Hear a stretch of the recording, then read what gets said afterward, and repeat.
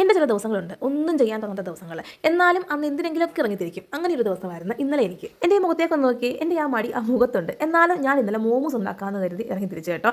ഞാൻ അങ്ങനെ മോമോസ് കഴിക്കാറൊന്നുമില്ല, പക്ഷേ എൻ്റെ മൂത്ത മോന് മോമോസ് ഭയങ്കര ഇഷ്ടമാണ്. ഇടയ്ക്ക് ഞാൻ ഉണ്ടാക്കി കൊടുക്കാറുമുണ്ട്. അപ്പം ആൾ നമ്മുടെ പഴയ വീട്ടിൽ കളിക്കാൻ പോയേക്കുക. പോകുന്നതിന് മുന്നേ പറഞ്ഞ് അമ്മ എനിക്ക് ഇന്ന് കുറച്ച് മോമോസ് ഉണ്ടാക്കി തരുമോ. അപ്പോൾ ഞാൻ കരുതി എന്നാൽ പിന്നെ മോമോസ് അങ്ങ് ഉണ്ടാക്കിയേക്കാവുന്ന. ചിക്കൻ ആദ്യം തന്നെ കഴുകി ഞാൻ കുക്കറിനകത്താക്കി കേട്ടോ. പിന്നെ വെജിറ്റബിൾസ് ഒക്കെ കൊണ്ടുവന്ന് കട്ട് ചെയ്യാൻ ഇറങ്ങിയപ്പോൾ അതിനും മടി. എന്നാൽ പിന്നെ മിക്സിയിൽ ചോപ്പ് ചെയ്തെടുക്കാമെന്ന് കരുതി ഞാൻ മിക്സിയുടെ ചോപ്പറൊക്കെ ഇങ്ങനെ എടുത്തുകൊണ്ട് വന്നത് കേട്ടോ. ഞാനിത് അങ്ങനെ യൂസ് ചെയ്യാറൊന്നുമില്ല. ഈ മിക്സി വാങ്ങുന്നതിന് മുമ്പ് ഞാൻ വിചാരിച്ചത് ഇത് വാങ്ങിക്കഴിഞ്ഞാൽ പിന്നെ എല്ലാ വെജിറ്റബിൾസും ഇതിലിട്ടിങ്ങനെ ചോപ്പ് ചെയ്തെടുക്കാം, വളരെ എളുപ്പമായിരിക്കുന്നൊക്കെയാണ് കേട്ടോ.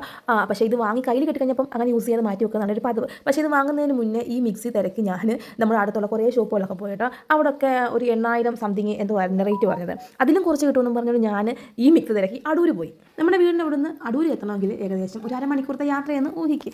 അത്രയും ദൂരെ പോയി ഞാൻ നമ്മുടെ നാട്ടിൽ പറഞ്ഞ റേറ്റിനേക്കായിൽ 10-200 രൂപ കൂടുതൽ കൊടുത്തിട്ട് ഈ മിക്സി വാങ്ങിക്കൊണ്ട് വന്ന്.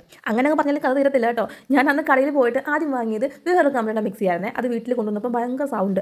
അങ്ങനെ എനിക്ക് ആ മിക്സി വേണ്ടെന്ന് പറഞ്ഞ് അത് തിരികെ കൊണ്ടുപോയി കടയിൽ. അപ്പോൾ ആ കടക്കാർ പറഞ്ഞ് വാങ്ങിയ മിക്സി തിരിച്ചെടുക്കത്തില്ലെന്ന് കേട്ടോ. പിന്നെ ഞാൻ അവിടെ കിടന്ന് കുറച്ച് പ്രശ്നമൊക്കെ ഉണ്ടായി കഴിഞ്ഞപ്പോഴാണ് ആ മിക്സി മാറിയിട്ട് ഈ മിക്സി വാങ്ങിക്കൊണ്ട് വന്നത്. അപ്പോൾ ഞാൻ ഈ ബലബലാന്ന് പറഞ്ഞതുപോലെ മനസ്സിലായോ നിങ്ങൾക്ക്?